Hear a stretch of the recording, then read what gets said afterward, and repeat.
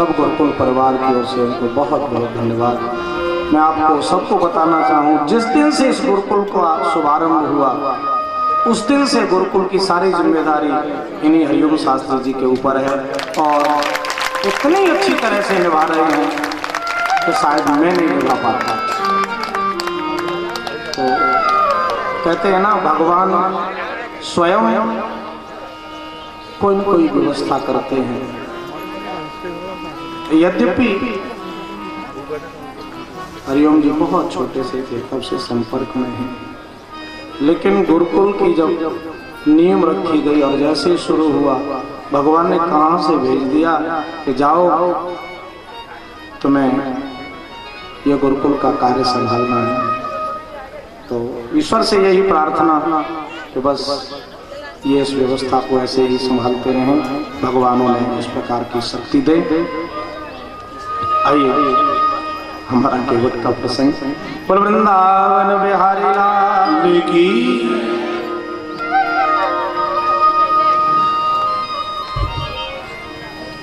जब दशरथ की सौगंध खाई, लक्ष्मण जी टेढ़े टेढ़े देख रहे हैं। केवट बोला, अरे ये टेढ़े टेढ़े क्या देख रहे हैं, क्या करेंगे, ज्यादा से ज्यादा एक बाण मार देंगे।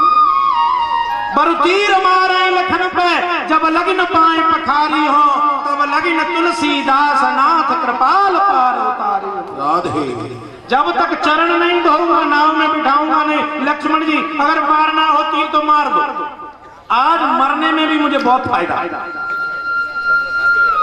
राम जी सोचने लगे, मरने में भी किसी का फायदा होता है भाई, ये मरने में कौन सा फायदा है। प्रभु आज तो फायदा ही फायदा है, जरा एक आध फायदा तो बता। बोले एक हो तो गिनाऊं,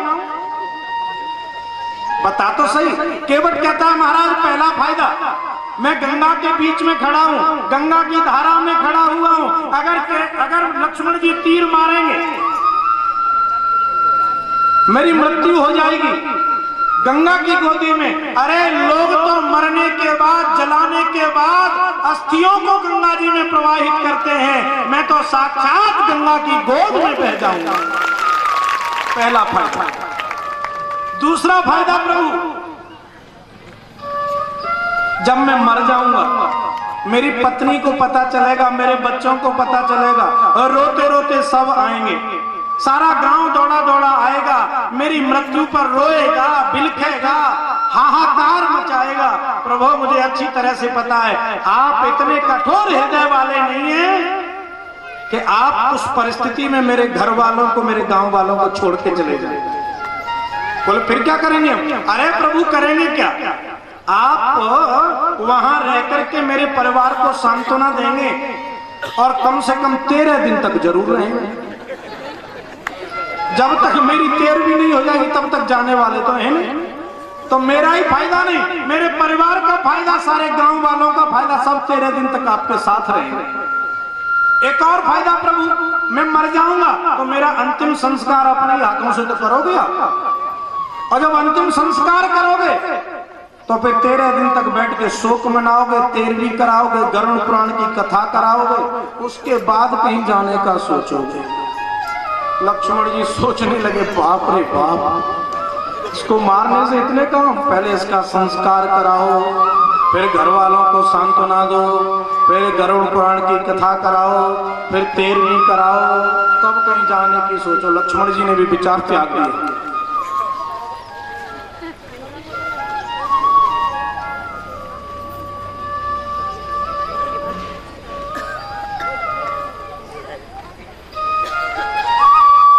सुन केवट के बैन प्रेम लपेटे, अटपटे बेहसे करुणा ऐन चितई जानकी लखन तन। राम जी लक्ष्मण और जानकी की तरफ देख के हंस रहे, मुस्कुरा रहे। अब प्रश्न उठेगा कि अगर मुस्कुराना ही था तो केवट की ओर देख के मुस्कुरा देते, शायद काम बन जाता। जानकी और लक्ष्मण की ओर देख के क्यों मुस्कुरा रहे हैं, इसका कारण है, बड़ा सुंदर भाव। राम जी कहना चाहते हैं, देखो लक्ष्मण, ये केवट तुम्हारे सामने दोनों चरणों की सेवा मांग रहा है, तुम एक एक चरण की सेवा के लिए झगड़ते थे। ये केवट कौन है? पूर्व जन्म का कछुआ है। राम जी तो साक्षात नारायण है, लक्ष्मण तो साक्षात शेष है। और लक्ष्मी ही तो सीता जी हैं। ये कछुआ प्रभु के चरण स्पर्श करने के लिए जाता है क्षीर सागर में। जैसे ही समीप आता है शेष जी एक फुसकार मारते बेचारा दूर भाग जाता है। कभी लक्ष्मी जी हाथ से हटा देती है, पैर नहीं छूने दे रही है। आज राम जी मुस्कुरा करके ये कहना चाह रहे हैं, देखो ये वही कछुआ है जिसको तुम चरण नहीं स्पर्श करने दे रहे थे, आज तुम्हारे सामने दोनों चरण धोने की बात कर रहा है। बोलो क्या विचार है?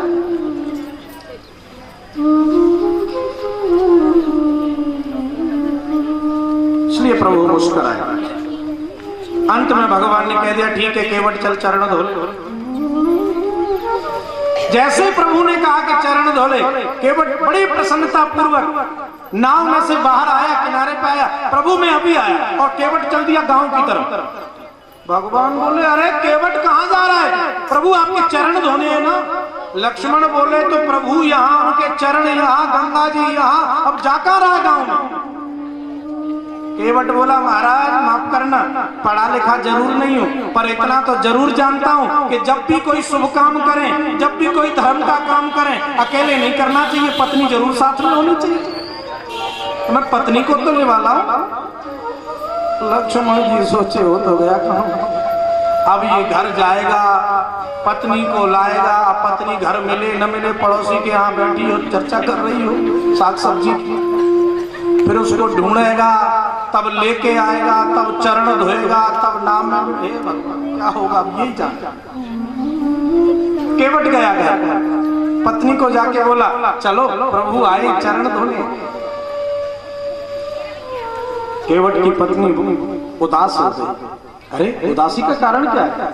उदासी का कारण यह है महाराज हम इतने गरीब हैं, आज प्रभु के चरण धो रहे हैं। अगर मेरे पास कोई सोने का पात्र होता तो आज प्रभु के चरण में सोने की बर्तन में, सोने की थाली में जाके धोते। केवट बोला अच्छा है कि नहीं है, अगर होता भी तो भी हम सोने की थाली में भगवान के चरण धोते ही नहीं। पत्नी बोली बात क्या है? अरे हम धोएंगे प्रभु के चरण उस लकड़ी के कटोटे में जिसमें हम रोजाना आटा लगाते हैं। क्यों? क्योंकि देखो लकड़ी पानी को सोख लेती और वैसे भी टूटा फटा सा वो हमारा कटोटा है, लकड़ी का दरारें पड़ी हुई हैं, तो लकड़ी पानी पिएगी तो प्रभु का वो चरणामृत उन दरारों में भी भर जाएगा, लकड़ी पी लेगी और फिर अपन रोजाना उसी में आटा लगा लगा के भोजन किया करेंगे, प्रभु का चरणामृत भोजन में मिलेगा। केवट कटौटे को लेके आया, पत्नी को लेके आया, प्रभु को कटौटे में खड़ा कर लिया, चरण धो रहा है। अब चरण धो रहा है केवट प्रभु के, तो एक चरण तो प्रभु का कटौटे में और एक बाहर। अब केवट चरण पखार रहा है तो प्रभु हिल रहे हैं। केवट बोला अरे प्रभु थोड़ा सावधानी से खड़े होइए ना, हिलते डुलते क्यों? डांट रहा है।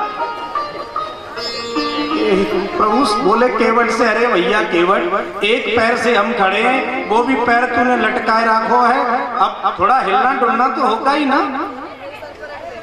अरे तो प्रभु अपना शरीर तो संभाल ही सकते हो।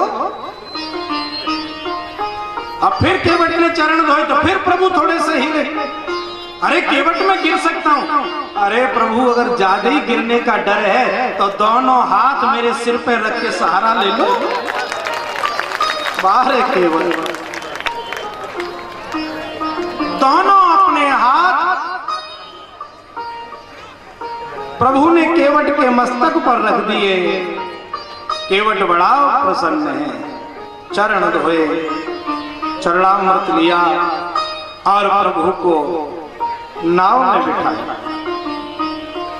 अब नाव में जब प्रभु बैठे,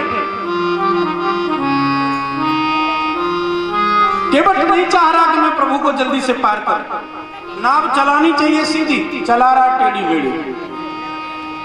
अब गंगा जी भी बड़ी प्रसन्न है, आज हमारे प्रभु आए हैं।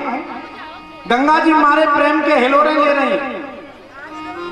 केवट को लगा कहीं ऐसा ना हो, मैं तो प्रभु को जल्दी पार करना नहीं चाहता, कहीं ये गंगा जी अपनी तरंगों से ही नाव को किनारे ना लगा दो। तो मन ही मन प्रार्थना कर रहा है, गंगा मैया आप जानती नहीं मेरी नाव में कौन है? बता रहा है, मेरी नैया में लक्ष्मण राम, गंगा मैया धीरे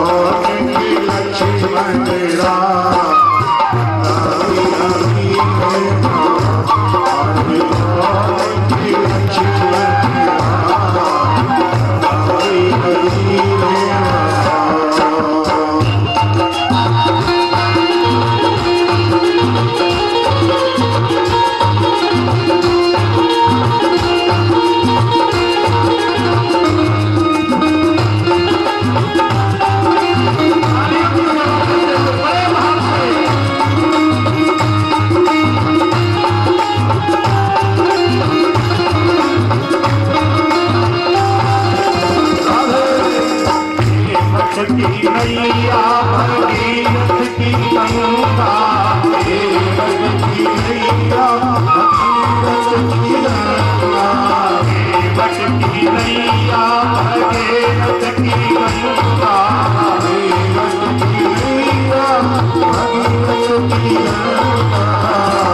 गंगा मैया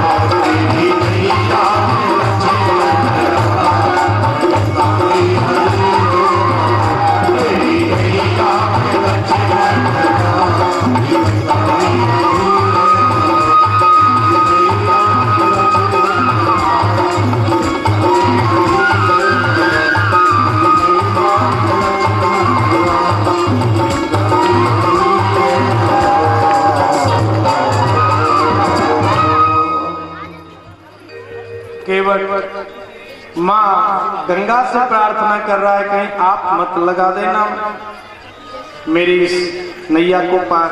मैं जल्दी पार नहीं करना चाहता क्योंकि प्रभु भी इतनी जल्दी पार थोड़ी ना कर देते। मेरा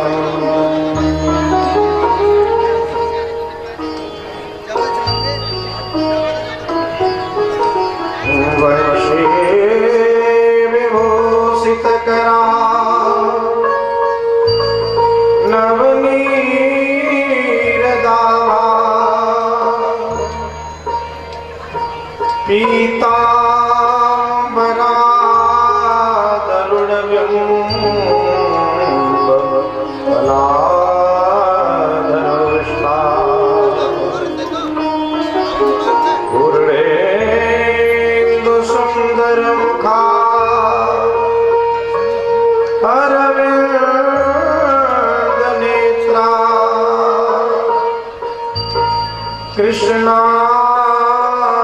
परम किमपि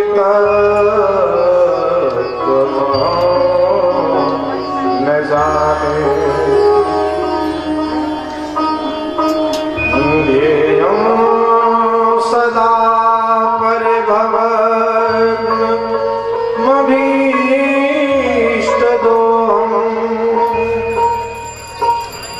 तीर्थास्पदं शिवविरिञ्चिनुतं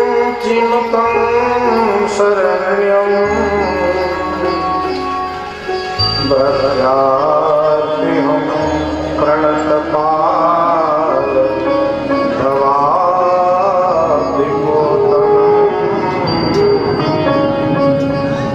वन्दे महापुरुष ते चरणारविन्दम्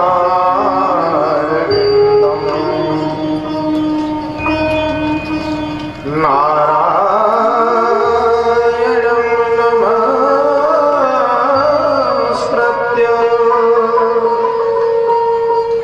नरं चैव नरोत्तमम् देवीं सरस्वतीं व्यासं ततो जयमुदीरये।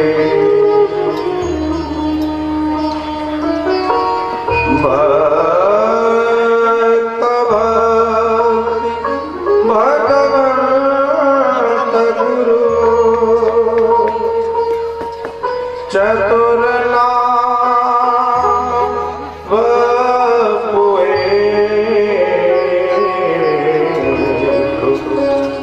इनके पद वंदन किए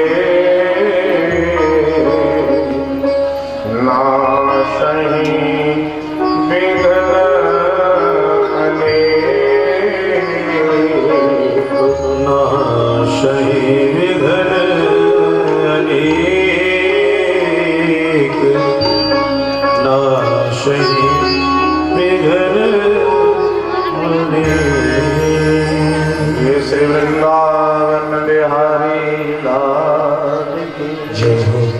आइए कथा प्रारंभ होने से पूर्व हम आप सभी मिलकर गोविंद की पावन स्तुति गाएं नृत्य की भांति बड़ी श्रद्धा के साथ।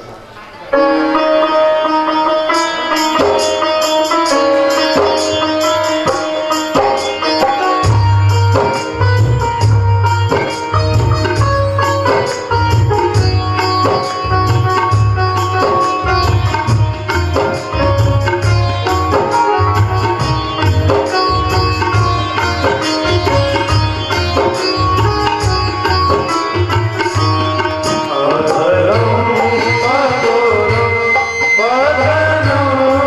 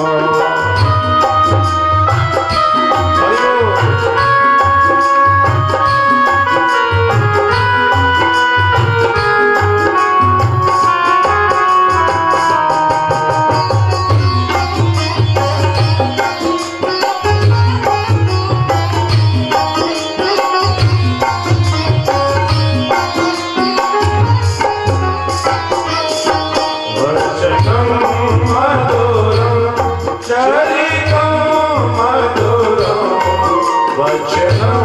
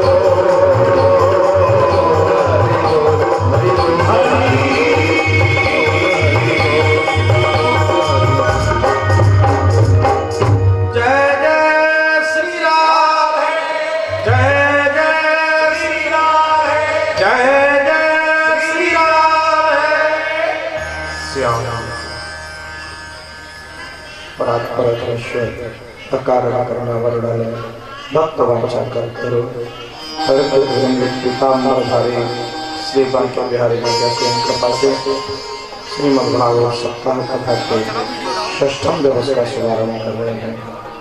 सज्जनों, कल आप बड़े भाव पूर्वक श्रवण कर रहे थे गोवर्धन पूजा का प्रसंग।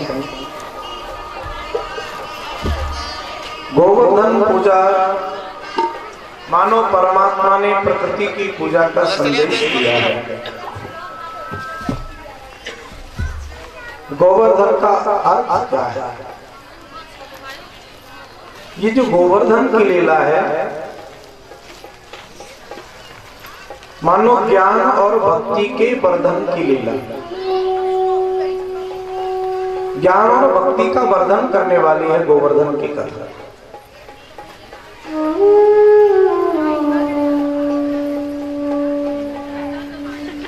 देवताओं ने, ब्रजवासियों ने गोविंद के साथ जाकर के गोवर्धन का पूजन किया तो इंद्र ने आकर के विघ्न डाला।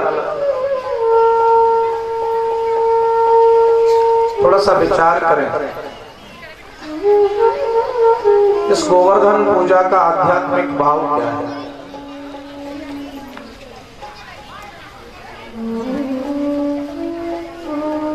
ब्रजवासी घर छोड़ करके गोवर्धन में जाते हैं और गोवर्धन पर्वत पर जाकर के पूजा करते हैं। बहुत सुंदर बात।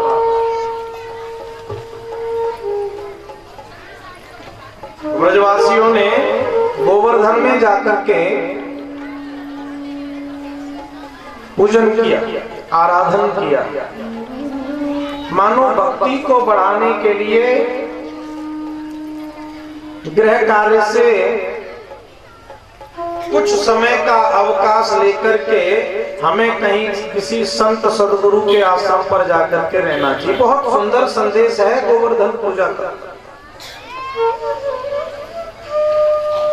अगर हम भक्ति को बढ़ाना चाहते हैं, अगर हम भक्ति का वर्धन करना चाहते हैं तो हमें चाहिए कि हम अपने गृहस्थाश्रम से कुछ अवकाश लें। अरे साल में 365 दिन, हम 365 दिन भी गाड़ी के पहिए की तरह से चक्कर लगाते रहते हैं घर गृहस्थी के चक्कर में। रिलीज कर दो। लेकिन आश्चर्य की बात तो यह है कि फिर भी हम अपने गृह कार्य को कभी पूरा कर ही नहीं पाते, कोई न कोई शेष बना ही रहता है।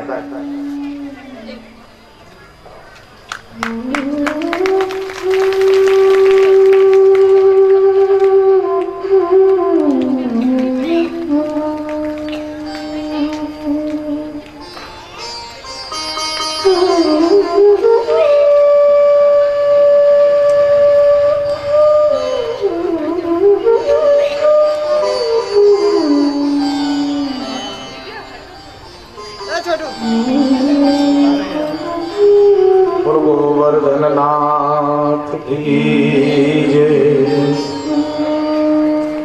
तो हम 365 के 365 दिन खूब दिन रात परिश्रम करते हैं। हम ये करें, हम वो करें, हम ये पता नहीं क्या क्या करते हैं, लेकिन फिर भी कभी किसी के मनोरथों की पूर्ति होती नहीं, क्योंकि मनोरथानाम न तो पूरयन्तम, कभी भी किसी की भी इच्छाएं पूर्ण होती नहीं है। आज एक इच्छा पूर्ण नहीं हुई, कल 2 इच्छाएं और जन्म ले लेंगे, कल 2 पूरी नहीं होंगी, परसों 4 इच्छाएं जन्म ले लेंगे। तो ये तो कभी भी पूर्ति हो ही नहीं सकती।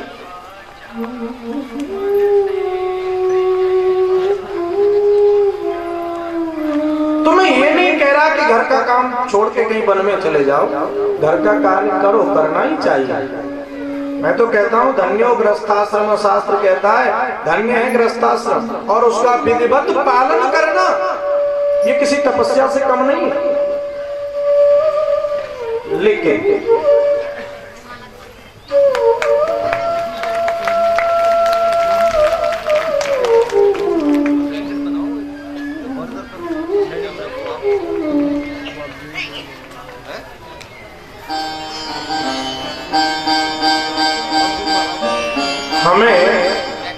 अपने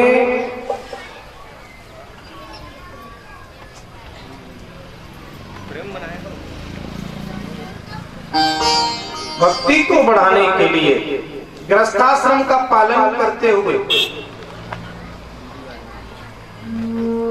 भक्ति को बढ़ाते रहना चाहिए, क्योंकि मानव जीवन का जो वास्तविक उद्देश्य है वो है परमात्मा की प्राप्ति, और परमात्मा मिलेगा भक्ति से।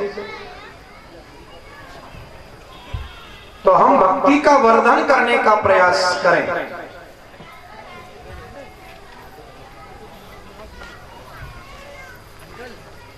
बोल के राज महाराज की जय।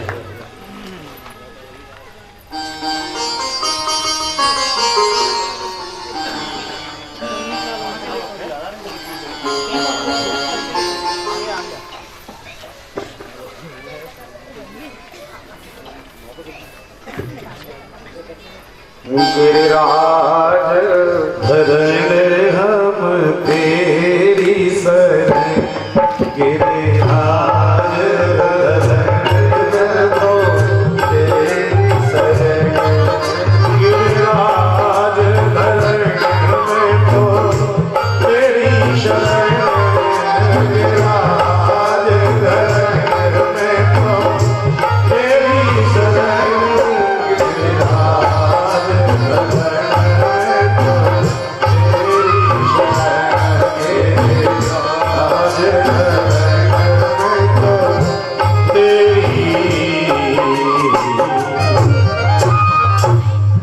तो हम अपने गृहस्थी का पालन करें, सांसारिक सारी जिम्मेदारियों को पूरी तो करें, लेकिन साथ साथ भक्ति भी बढ़ाते चलें।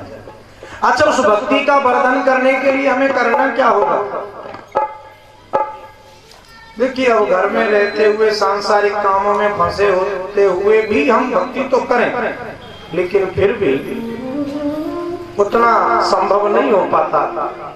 तो हमें चाहिए कि हम साल के 12 महीने में से कुछ समय जरूर ऐसा निकालें, हो सके तो 11 महीने संसार को दे दो, परिवार को दे दो, लेकिन 1 महीना तो अपने लिए निकाल।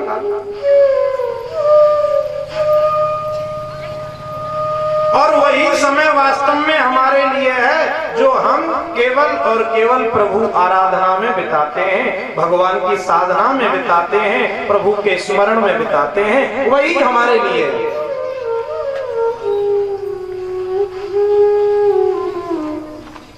बाकी हम जो कुछ भी कर रहे हैं वो तो सब संसार अपना स्वार्थ सिद्ध कर रहा है हमसे। बेटा बेटी अपने मनोरथ पूर्ण करा रहे हैं, वो उनका स्वार्थ है, इसलिए परिवार वाले चाहते नहीं कि 4 दिन के लिए भी कहीं जाए। अगर आप कहें कि भाई अब चलो 1 हफ्ते के लिए चलते हैं, भागवत कथा हो रही है आश्रम पर, वहीं रहेंगे, तो बच्चे तुरंत कहेंगे लो अब तुम चले गए, घर की देखभाल कौन करेगा, हम तो चले जाते हैं अपनी ड्यूटी। तो वो अपना स्वार्थ देख रहे हैं। और जीव का अपना सच्चा स्वार्थ क्या है, बाबा तुलसीदास बता रहे हैं।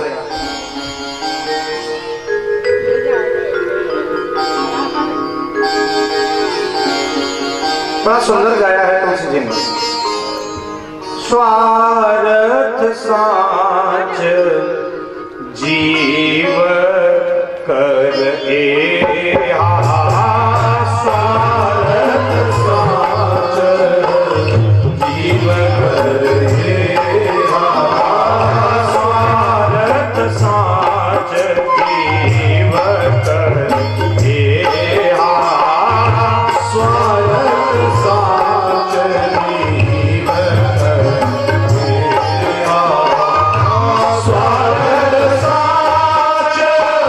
जीवन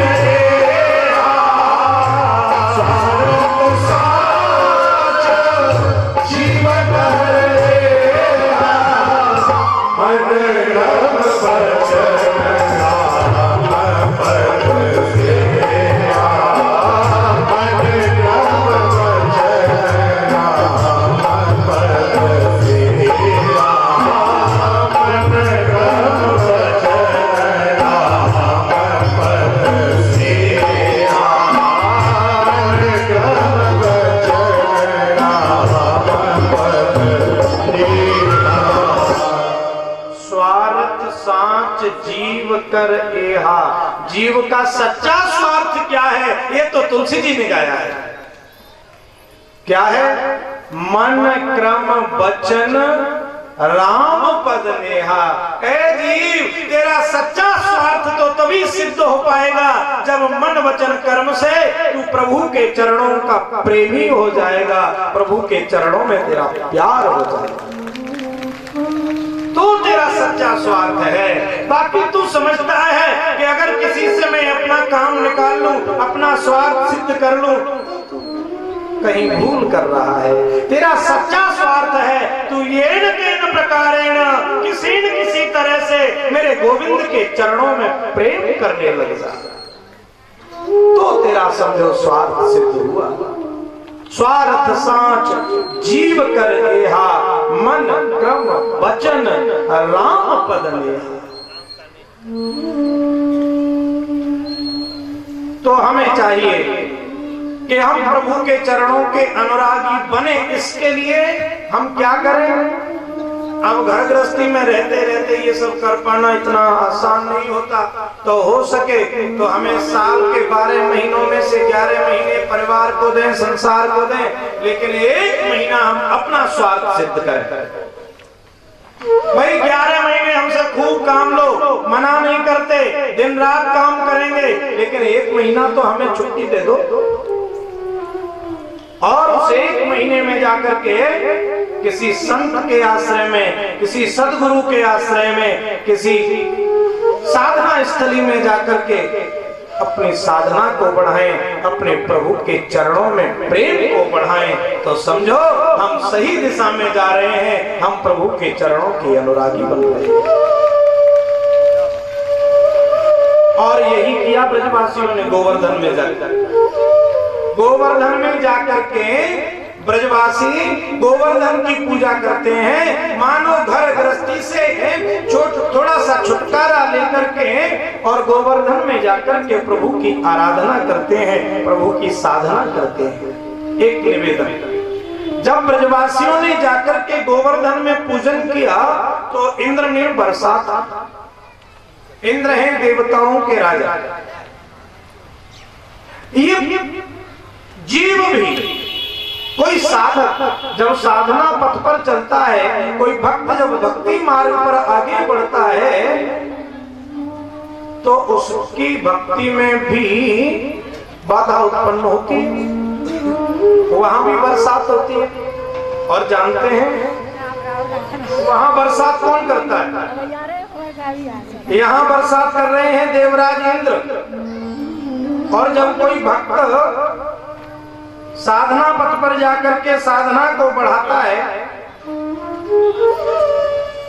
तो वहां पर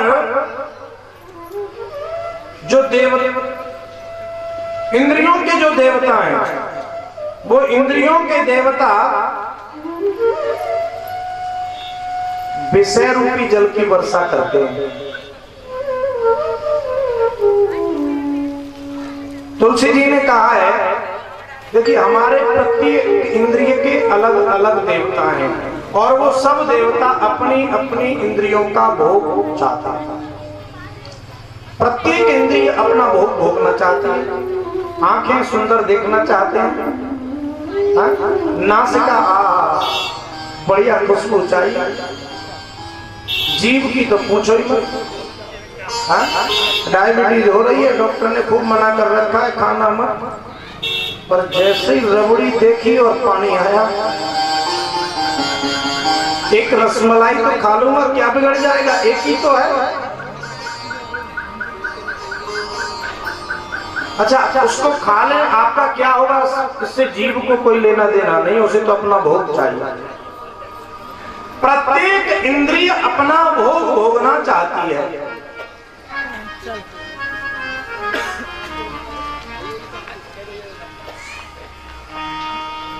तो तुलसी जी ने कहा है, इंद्रिय द्वार झरोखा नाना, जहां तहां सुर बैठे कर थाना। प्रत्येक इंद्रिय के देवता हैं और अपना अपना सिंहासन जमा करके बैठे। और बड़ी सुंदर पंक्ति कही है आगे, आवत देखहि विषय बयारी, आवत देखहि विषय बयारी, आवत देखहि विषय बयारी, आवत देखहि विषय बयारी, आवत देखहि विषय बयारी, आवत देखहि विषय बयारी, ते हट से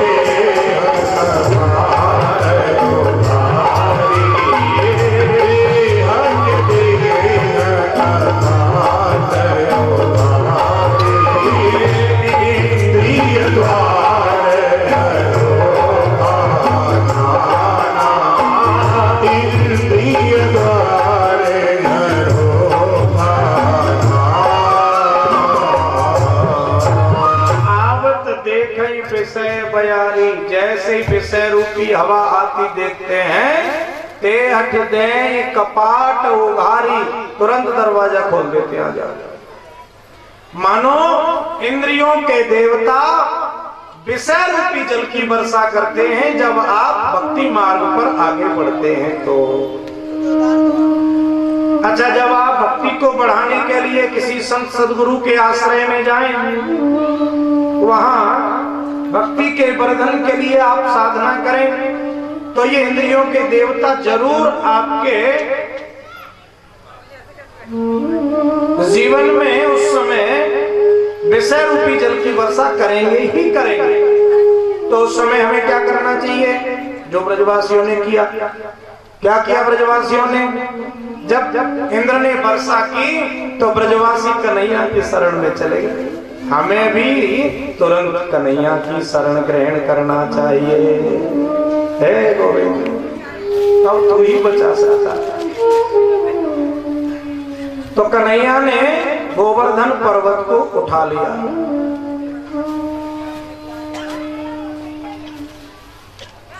कनिष्ठ का उंगली, ये सतोगुणी उंगली है, सत्वगुण की प्रधानता है। तो जब जब इंद्रियों के देवता हमारे जीवन में विषय रूपी जल की वर्षा करें, तब तब हमें संत सदगुरु और सत्व गुण का आश्रय ले लेना चाहिए। फिर ये इंद्रियों के देवता हमारा कुछ नहीं बिगाड़ पाएंगे, जैसे इंद्र ने ब्रजवासियों का कुछ नहीं बिगाड़ पाए। तो भगवान ने गोवर्धन पूजा के द्वारा इंद्र का मान मर्दन किया है, इंद्र के अभिमान को दूर किया है। सुखदेव जी कहते हैं, परीक्षित,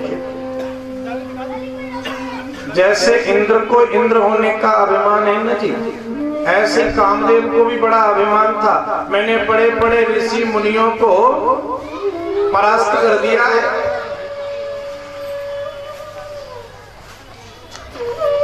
तो भगवान ने सोचा कि इस कामदेव का अभिमान भी दूर करना चाहिए। और इधर में भगवान ने गोप कन्याओं को वचन भी दिया है कि जब दिव्य शरद रात्रि आएगी तो मैं तुम्हारी इच्छा को पूर्ण करूंगा। तो परमात्मा कामदेव के अभिमान को नष्ट करने के लिए और गोपियों के जीवन के उद्देश्य को पूरा करने के हेतु महाराज का मन बनाते हैं। भगवान पिता रात्रि शरदोत्फुल्ल मल्लिका वीक्षरन्तुं मनश्चक्रे योग माया उपाश्रितः।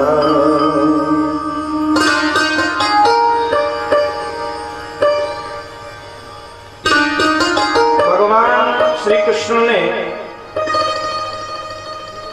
गोप कन्याओं को जो वचन दिया है उसके अनुसार साल बाद जब दिव्य शरद रात्रि आई तो भगवान रात्रि के समय वन में प्रवेश करते हैं।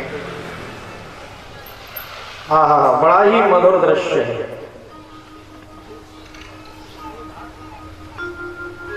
हर प्रकार के पत्र पुष्प खिल रहे हैं उस समय।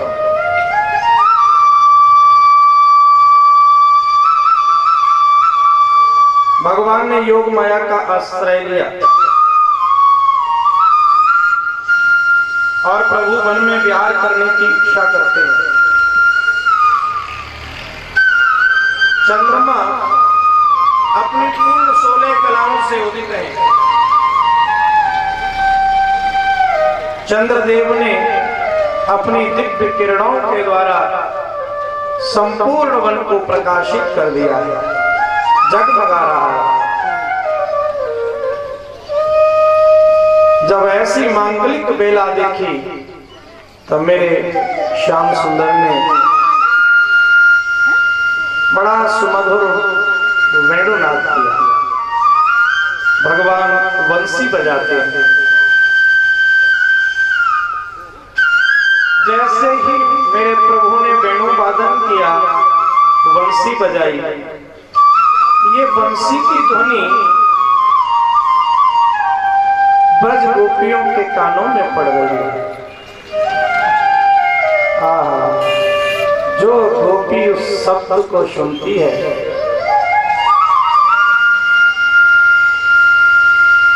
उसको ऐसा लग रहा है मेरे श्याम सुंदर मुझे बुला रहे हैं। ध्यान देना, बंसी एक, बजाने वाला भी एक, लेकिन सुनने वाले अनेक।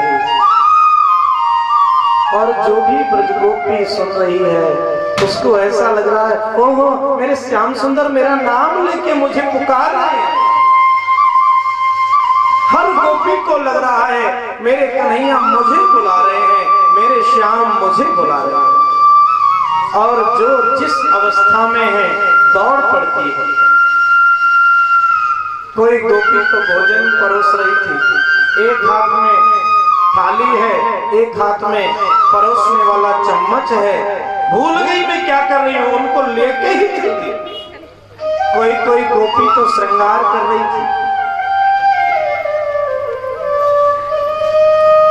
जैसे ही मुरली की मधुर तान उसके कर्म में पड़ी, भूल गई श्रृंगार करना। एक आंख में काजल लगा लिया है, दूसरी में लगाया ही नहीं, दौड़ पड़ी। जो जिस अवस्था में है बस दौड़ जाता है।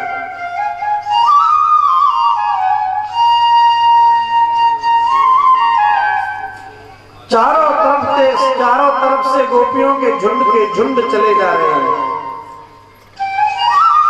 कुछ गोपियां ऐसे हैं जाने को तैयार हुई, उनके पतियों ने विरोध कर दिया, नहीं जा सकते। पति रोकता है, अरे इस रात्रि के समय तुम हमें छोड़ करके कैसे जा सकती हो। गोपी बोली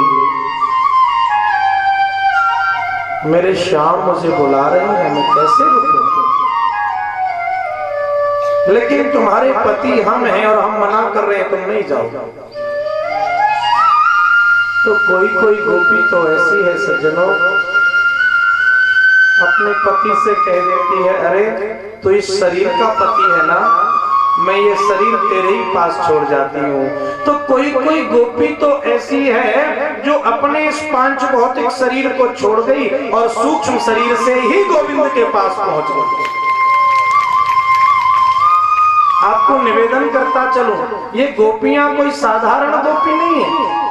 गोपी शब्द का अर्थ क्या है? गोपी इंद्रिय प्रत्येक इंद्रिय कृष्ण रसम पिबती यस्य सह गोपी, जो अपनी प्रत्येक इंद्रिय के द्वारा कृष्ण रस का पान करती हो वही तो गोपी है। और यहाँ पर जो गोपियां हैं ना जी, कोई साधारण स्त्री की बात नहीं है। आपको निवेदन करता चलो, अलग अलग भाव की गोपियां हैं। श्रुति रूपा, ऋषि रूपा, नाग कन्या, अलग अलग भाव की गोपियां हैं। वर्णन आता है जिस समय प्रभु श्री राम दंडकारण्य में घूम रहे थे माता जानकी के विरह में, और दंडकारण्य के ऋषियों ने जब प्रभु श्री राम की उस मानवीय लीला को देखा, मोहित हो गए प्रभु के ऊपर। धन्य है जानकी जिसके लिए प्रभु वृक्षों से भी पूछते घूम रहे हैं। हे खगम रग हे मधुकर श्रेणी, तुम देखी सीता मृग में। हम भी अगर स्त्री होते तो प्रभु का स्पर्श सुख हमें भी मिलता। मन में ऐसी भावना बनाई है, भगवान ने मन से ही आशीर्वाद दे दिया, ऋषियों इस समय तो मैं मर्यादा पुरुषोत्तम हूँ, आगे द्वापर में कृष्ण बन के आऊंगा, तुम गोपी बन के आना, तुम्हारी इच्छा पूर्ण हो। तो वो ऋषि दंडकारण्य के वो मुनि यहाँ आकर के गोपी बने, और आज इनके पति रोक रहे हैं, विरोध कर रहे हैं। तो ऋषियों ने सोचा, अरे जिस परमात्मा के साथ क्रीड़ा करने के उद्देश्य से हम ऋषि रूप त्याग करके ब्रज की गोपी बने, और आज उसी उद्देश्य को पूरा करने में ये हमारे पति बाधक बन रहे हैं, तो कोई बात नहीं, शरीर के पति ये और आत्मा का पति कृष्ण, तो शरीर तुम लो और आत्मा तो मेरे परमात्मा के पास जा रही है। इसलिए वो ऋषि रूपा जो गोपियां हैं, वो अपने इस शरीर को छोड़ के सूक्ष्म शरीर से ही कन्हैया के पास पहुंच गए। चारों ओर से गोपियों के झुंड आ रहे हैं। किसी गोपी ने पूछ लिया, अरे कहाँ जा रही हो? अरे तो क्यों पता ना है, मेरे कन्हैया मुरली बजा रहे, मुझे बुला रहे। कुंजन में बैठ करके कन्हैया बंसी बजा रहे हैं।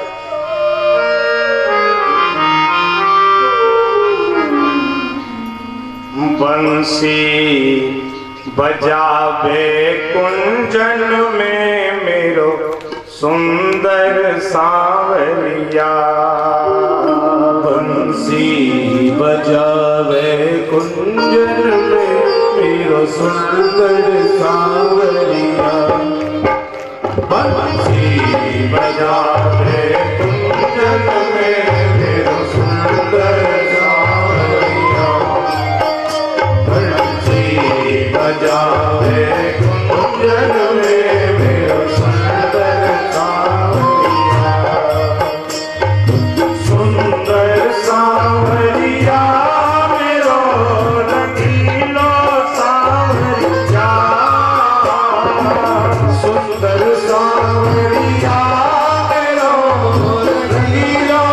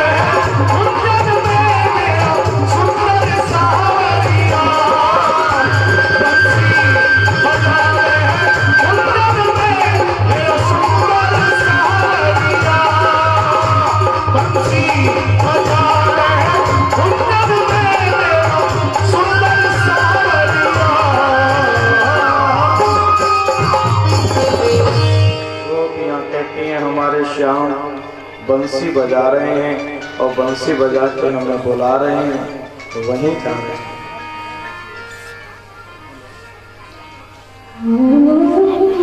गोपियां चारों तरफ से झुंड के झुंड आ रहे हैं और जैसे ही कन्हैया ने गोपियों को आता देखा, बड़े प्रेम से स्वागत करते हैं। स्वागतम वो महाभागा प्रियं किं करवाणि वः ब्रजस्या नामयं कच्चे ब्रोता गमन कारण। स्वागत है आपका गोपियों, आपका स्वागत करता हूं। गोपियां बड़ी प्रसन्न हुई। देखो कन्हैया ने बड़े भाव से बुलाया भी और हम आगे तो स्वागत भी कर रहे हैं, लेकिन ये क्या, कन्हैया ने साथ ही प्रश्न कर दिया, लेकिन गोपियों ये बताओ इस रात्रि के समय यहाँ आई क्यों हो? गोपियां बेचारी नीचे जमीन की तरफ देखने लगी। वाह, ये भी कोई बात है? पहले बंसी बजा के हमारा नाम ले लेके हमको बुला लिया और हम आ गए तो स्वागत भी किया, लेकिन अब पूछ रहे क्यों आई हो? गोपियां कुछ नहीं बोल रही। अरे अपने आगमन का हेतु तो बताओ, क्या बात है? अरे मुझे लगता है शायद वन की शोभा निहारने आई हो, क्योंकि इस चंद्रमा की धवल रोशनी में वन की शोभा बड़ी अद्भुत हो गई है। मुझे लगता है शायद इसे देखने आई हो। सिर हिला दिया। फिर क्या बात? कहीं ऐसा तो नहीं कि तुम्हारा अपने अपने पति से कुछ खटपट हो गई हो, मनोरंजन हो गया हो, तो शायद नाराज होके आ गए। अरे ऐसा हुआ भी हो तो ऐसे थोड़ी घर छोड़ के वन में चले जाते हैं, थोड़ा मोड़ा तो कुछ हो ही जाता। क्या झगड़ा करके आई हो? ये भी बात नहीं। कोई कोई गोपी तो खींच रही है, बड़ा उपदेश कर रहा है हमको। पहले बुला लिया और उपदेश करता है, बड़ा पंडित बन रहा है, लेकिन कुछ कह नहीं पा रही है। पता नहीं नाराज हो क्यों, क्या कहते हैं। फिर भी गोपी जब कुछ नहीं बोली तो कन्हैया बोले, शायद ऐसा लगता है मुझसे मिलने आई है। अब गोपियों ने कहा हाँ, अब तो कुछ लाने पे आया। फिर कन्हैया बोले, देखो अगर मुझसे भी मिलने आई हो तो अब मिल लिया, अब वापिस जाओ। क्योंकि पतिव्रता स्त्री रात्रि के समय घर छोड़ के वन में जाए किसी अन्य पुरुष के पास, ये लोक मर्यादा के खिलाफ है, अच्छी बात नहीं है। पतिव्रता स्त्री को घर में रह करके पति की सेवा करनी चाहिए। देखो गोपियों, मैं तुम्हें एक कथा सुनाता हूँ। एक बार का प्रसंग है। एक पति पत्नी बड़े प्रेम से रहते हैं। पत्नी का बड़ा स्नेह है पति के साथ, बहुत सेवा करती है। एक दिन पति ने कहा, मुझे तो धन कमाने के लिए घर से बाहर जाना पड़ेगा, तो मैं कहीं परदेश जा रहा हूं। पत्नी बोली, महाराज मैं तो बिना आपके रह नहीं पाऊंगी, जब तक आपकी सेवा पूजा नहीं कर लेती मैं तो भोजन भी नहीं करती। फिर आप कैसे जाएंगे मुझे छोड़ छोड़? पति बोला, तो ऐसा है तुम मेरी जगह मेरी मूर्ति की पूजा कर लिया करना, मैं तुम्हें एक मिट्टी की मूर्ति बना के दे देता हूँ। और एक मिट्टी की मूर्ति बना करके पति ने पत्नी को दे दी, लो तुम इसकी सेवा करना मेरी जगह। पत्नी उसकी सेवा पूजा करने लगी। बहुत समय व्यतीत हो गया। बहुत समय के पश्चात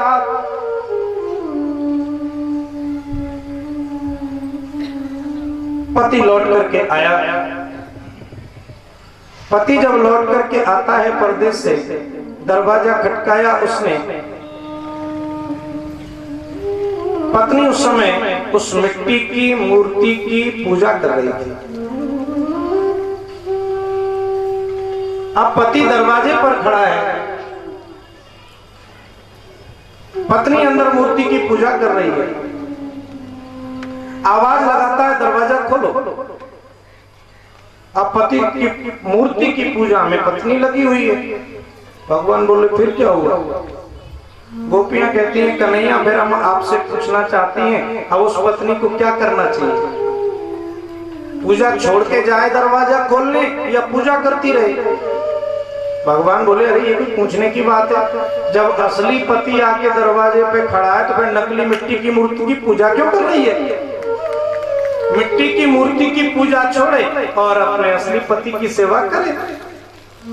गोपियां कहती हैं बस प्रभु मिल गया हमारा भी जवाब, हम भी वही कर रही हैं।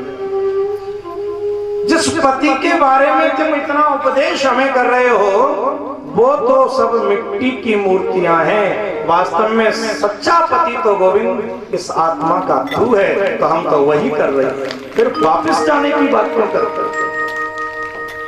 अच्छा और वापस अगर भेजना ही चाहते हो तो चलो एक काम करो, हमारा मन वापस कर दो, क्योंकि तुमने हमारा मन बंसी बजा के चुरा लिया है। जब मन ही नहीं होगा तो हम संसार में जाएंगे कैसे? जो भी हम काम कर पाते हैं तब कर पाते हैं ना जब मन होता है। मन हमारा तुमने ले लिया, कह रहे जाओ कैसे जाए? पादौ पदम न चलतस तब पाद मूला, एक पैर भी तो हमारा पीछे लौटने को तैयार नहीं है।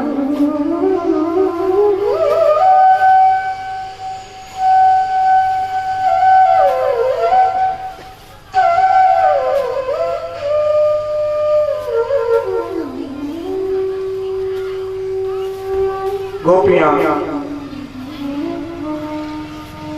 वापस जाने को तैयार नहीं।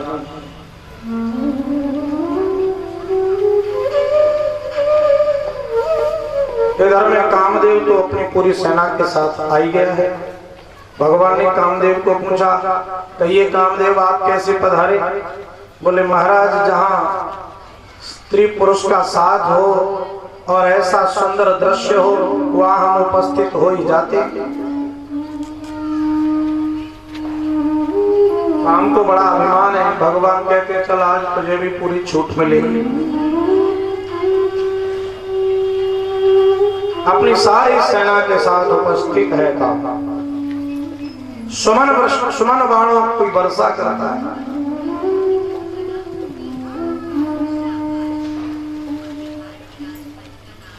गोपियां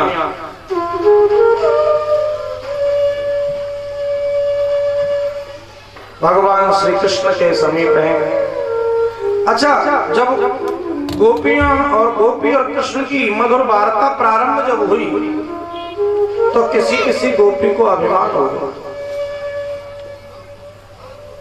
देखो हम कृष्ण के कितने करीब हैं, कितना प्रेम हमको करते हैं। अब भगवान का नियम है कि जन अभिमान न राखें काऊ, तुरंत प्रभु अदृश्य हो गए। जैसे ही प्रभु अदृश्य हुए श्री राधा रानी को लेकर के अदृश्य हुए। अच्छा देखिए गोपियों को हुआ अभिमान, राधा जी को हुआ मान। वन में जब आगे गए तो राधा जी भी कहने लगी इस कठोर भूमि में अब चला नहीं जाता, हमसे थक गए। कन्हैया बोले कोई नहीं, हम कंधे पे बिठा के ले जा सकते। जब ऐसा मान देखा राधा जी का, राधा जी बैठने को तैयार भी हो गई तो कन्हैया अदृश्य हो गए वहां से। अब यहाँ गोपियां अकेली रह गई, वहां राधा जी रह गई। गोपियां कृष्ण को ढूंढती ढूंढती जा रही हैं, उधर से श्री किशोरी जी भी ढूंढ रही हैं। मिल गई, देखा तुम्हें भी छोड़ गया। आपस में चर्चा करती हैं बिना गोविंद के हम कैसे रह पाएंगे। तो गोपियों ने एक विचार किया, देखो उस कृष्ण ने हमको बंसी बजा के गा गा के हमारा नाम हमें बुलाया था, तो हम भी गा गा के ही क्यों ना कृष्ण को पुकारे। तो गोपियां यमुना तट पर गई। पहले तो वन में खूब खोजा, वृक्षों से पूछा, पृथ्वी से पूछा,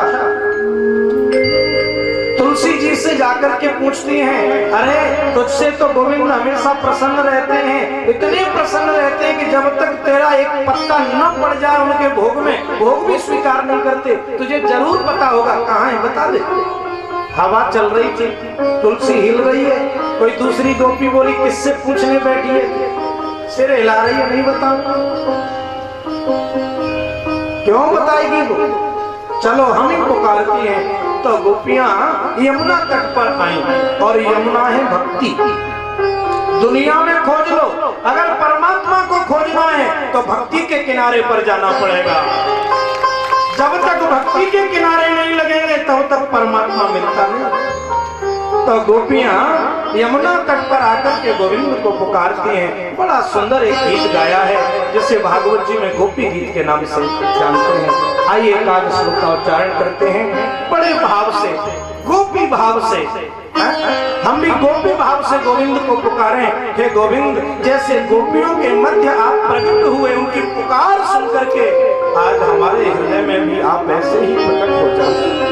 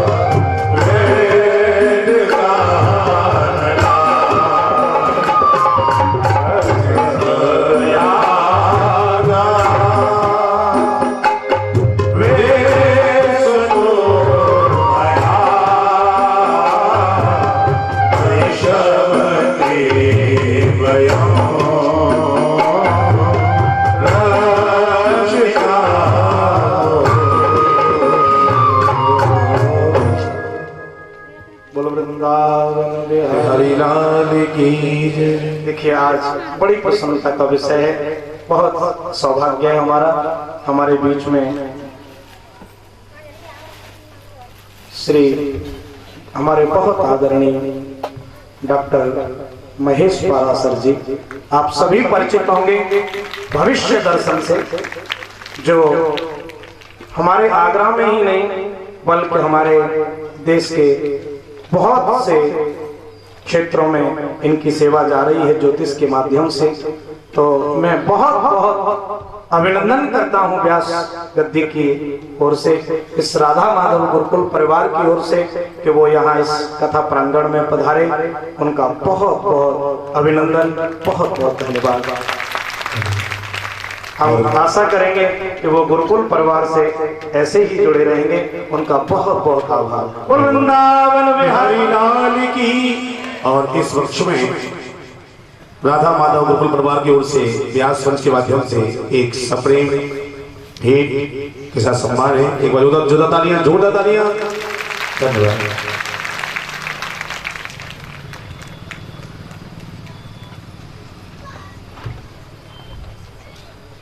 समाज की बहुत बड़ी सेवा कर रहे हैं हमारे डॉक्टर पारासर जी, ज्योतिष के माध्यम से हैं। कितने लोग कितनी समस्याओं से पीड़ित होते हैं और इनके माध्यम से उन सभी समस्याओं का समाधान मिलता है। तो बहुत बहुत धन्यवाद। आइए अब चलते हैं उसी भक्ति के किनारे, गंगा के किनारे, जहाँ यमुना के किनारे, जहाँ गोपियां मेरे गोविंद को पुकार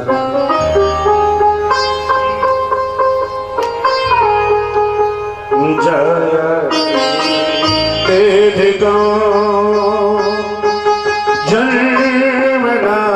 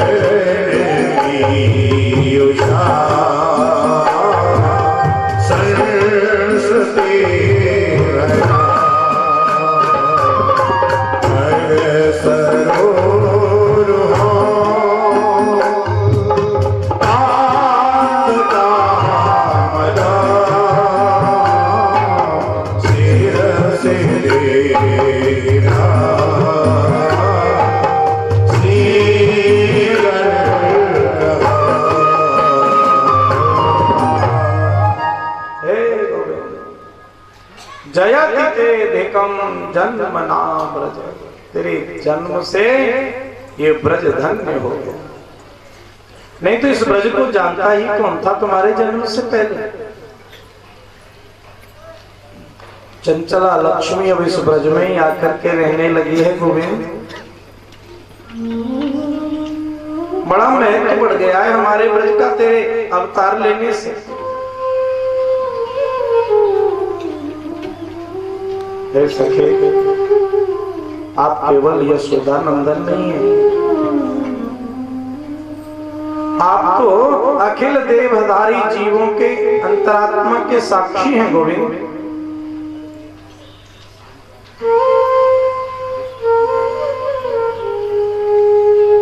बड़े सुंदर स्तुति गाई और गाते गाते गाते गाते गाते गाते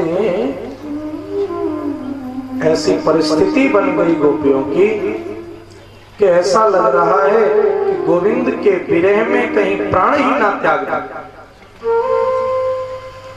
प्रभु ने देखा कि अब गोपियों से विरह सहन नहीं हो रहा है, तो प्रभु ने सोचा अब तो प्रकट हो जाना चाहिए।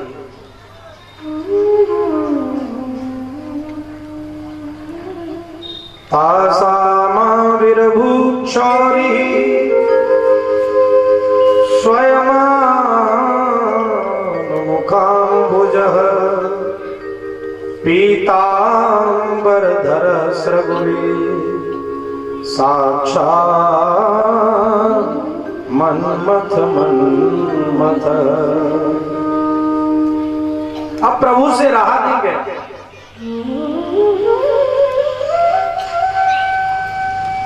भक्त जब पुकारता है और उसकी पुकार ऐसी हो जाती है कि वो छटपटाने लगता है, उससे सहन नहीं होता, उसे लगता है कि अब मेरा प्रभु मुझे मिलेगा नहीं तो मैं बचूंगा नहीं। एक बार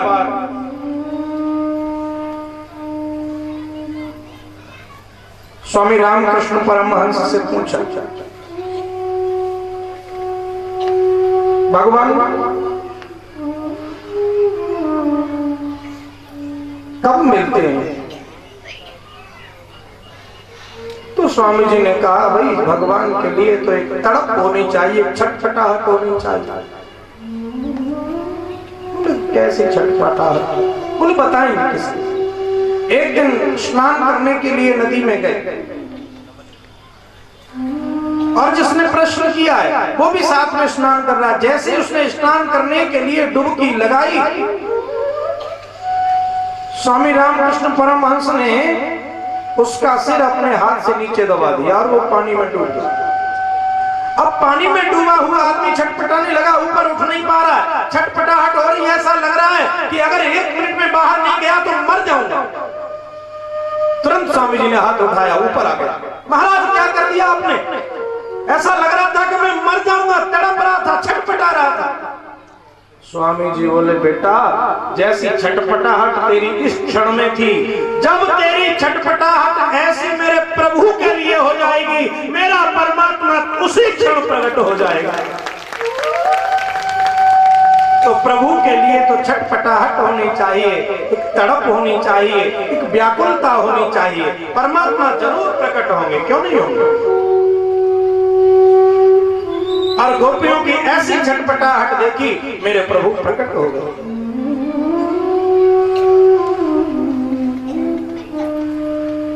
परमात्मा गोपियों के मध्य प्रकट हुए। गोपियां प्रभु को चारों ओर से घेर लेती हैं। किसी ने चरण पकड़ लिया, किसी ने हाथ पकड़ लिया, किसी ने पीतांबर पकड़ लिया। बोलिए रास बिहारी भगवान की जय। आज तो भगवान की बहुत ही कृपा है, हमारे मध्य में हमारे परम आदरणीय परम सम्माननीय पंडित श्री भगवान दास शास्त्री जी पधार रहे हैं। उनका बहुत बहुत स्वागत, बहुत बहुत अभिनंदन व्यास गद्दी के माध्यम से। और हम सभी के तो मार्गदर्शक हैं ये, तो मैं बहुत बहुत सम्मान करता हूँ उनका। और हमारे लिए बहुत हर्ष का विषय है कि वो आज हम लोगों के बीच पधारे। तो गुरुकुल परिवार की ओर से उनका बहुत बहुत अभिनंदन, बहुत बहुत स्वागत। चरणों में गुरुवर के प्रणाम करता हूँ, स्वीकार कीजिए दास की वंदना।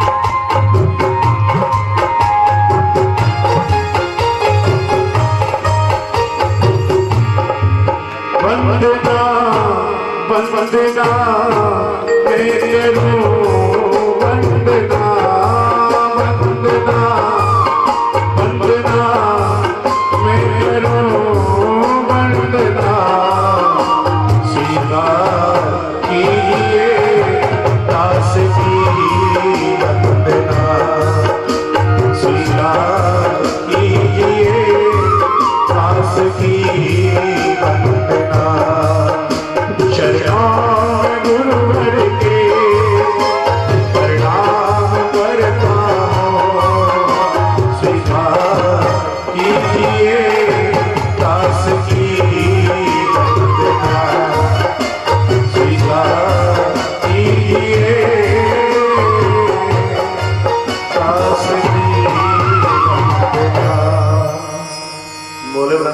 वृंदावन बिहारी लाल की। भगवान की बहुत कृपा है। आज हमारे बीच में बड़े बड़े विद्वान पधार रहे हैं। वैसे तो मैंने प्रारंभ में ही कहा था कि अब हमारा राजपुर वृंदावन बन गया है।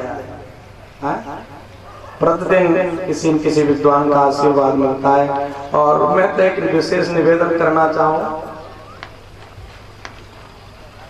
मुझे अच्छी तरह से याद है जब हमारे गांव में महाराज जी की कथा हुई थी तो मैं कक्षा 3 में पढ़ता था और मेरे हृदय की बात जब मैंने हो सकता है उससे पहले कथा सुनी हो, लेकिन मुझे याद उसी का है। जब मैंने वो कथा सुनी तो मेरे हृदय में प्रभु के ओर से ये प्रेरणा आई महाराज जी की कथा को सुन करके कि प्रभु ऐसा कुछ करें। तो मैं तो समझता हूं कि मेरे प्रेरणा स्रोत तो हमारे महाराज जी हैं। तो आज उनका बहुत बहुत अभिनंदन, बहुत बहुत स्वागत हमारे इस गुरुकुल परिवार की ओर से। और मैं तो देखूं, देखिए हमने जो भागवत कथा इस गुरुकुल पर रखी उसका मेरा उद्देश्य यही था कि हमारे क्षेत्र के जितने भी भक्त हैं और जितने भी हमारे विद्वान और हमारे मार्गदर्शक हैं उन सबके चरण यहाँ पर पड़े। तो ये भगवान उस शिक्षा को पूरी कर रहे हैं। मैं गुरुकुल परिवार की ओर से महाराज जी को हम क्या अर्पित कर सकते हैं, लेकिन एक चित्रपट इस गुरुकुल परिवार की ओर से मैं महाराज जी को भेंट करना चाहूंगा। जय जय श्री राधे। गुरुकुल परिवार राधा माधव की बोल वृंदावन बिहारी लाल की। हमारे और भी आचार्य पधारे हुए हैं, नेमीचंद शास्त्री जी, हमारे और भी अन्य आचार्य। मैं सभी का स्वागत करता हूँ व्यास गद्दी के माध्यम से। जय जय श्री राधे। तो भगवान गोपियों के मध्य प्रकट हुए। भगवान अब रास का मन बनाते हैं। दुई दुई गोपी बिच बिच माधव। भगवान ने अनेकों अनेक रूप धारण कर लिए, गोपियों के मध्य हो गए। और प्रभु ने महाराज आरंभ किया। भोले बाबा को पता चला कि प्रभु महाराज कर रहे हैं, तो भोले बाबा ने सोचा हमें भी चल करके रास का दर्शन तो करना चाहिए। अच्छा, रास मंडल का नियम बना दिया है कि उसमें तो केवल और केवल गोपियों का प्रवेश है।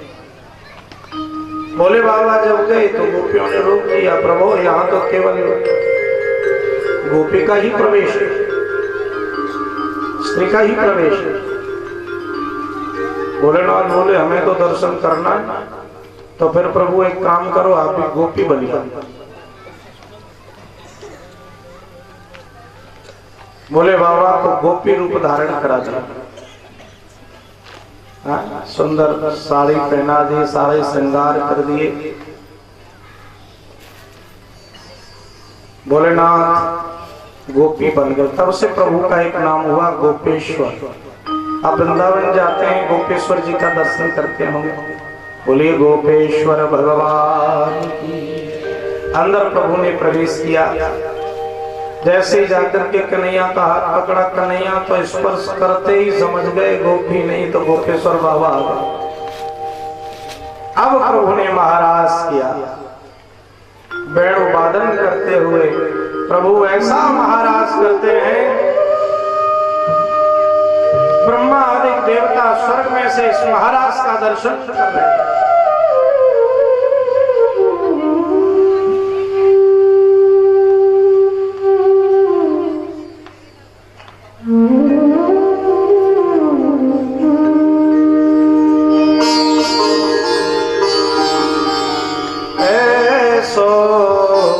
रास रचो वृंदावन है रही पायल की झनकार। सो रास रचो वृंदावन है रही पायल